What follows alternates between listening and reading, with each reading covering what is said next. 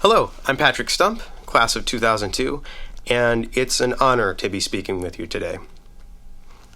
Albeit through a camera phone, but an honor nonetheless. I'm sorry I can't be there in person. I suppose I'm meant to be giving you some sort of advice today. I don't know who thought that was a good idea or thought that I was qualified, but I'll certainly give it a shot. Before I do, however, I'd like to discuss a question, a specific question, that I kind of have a problem with. It goes like this. We like to ask little kids, what do you want to be when you grow up? It's a stupid question.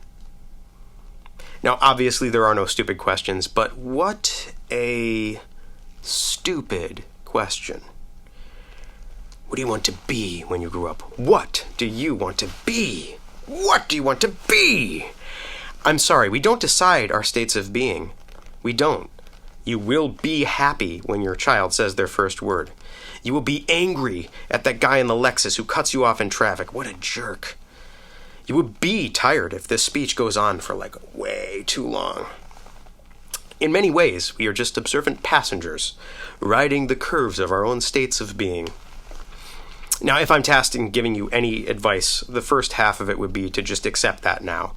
If you are currently 5'2" and you'd like to be 7 feet tall, it is with a heavy heart that I tell you, the overwhelming likelihood is that you probably will not be.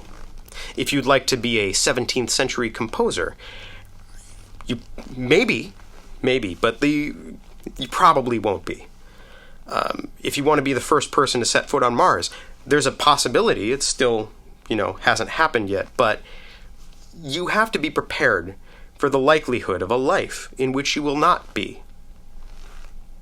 Now, these are ultimately unattainable goals, but what about little ones? I want to be on time for work today.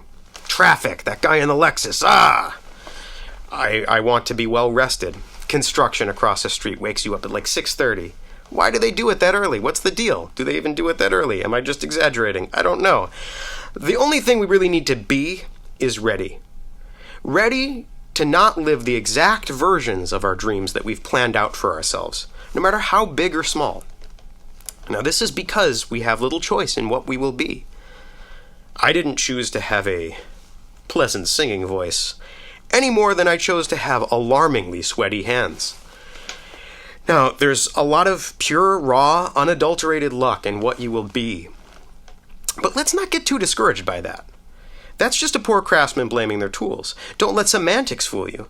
We may not control what we will be, but we have all the control in what we will do. And I'm not speaking of a work hard enough and you will succeed kind of do. Succeed? I'm talking about transcending success. How does one transcend success?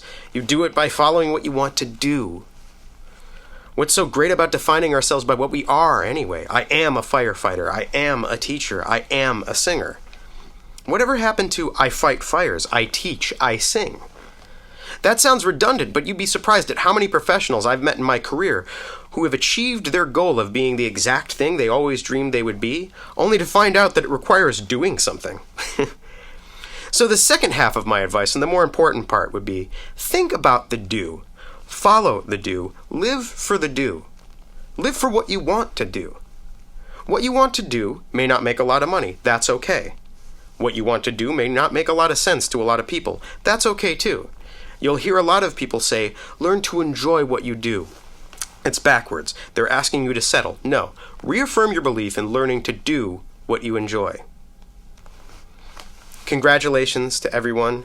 Thanks for listening, and I'd like to thank all the teachers and faculty and staff and parents for doing all that they do, and all of the graduates, thank you for what you're about to do. Congratulations.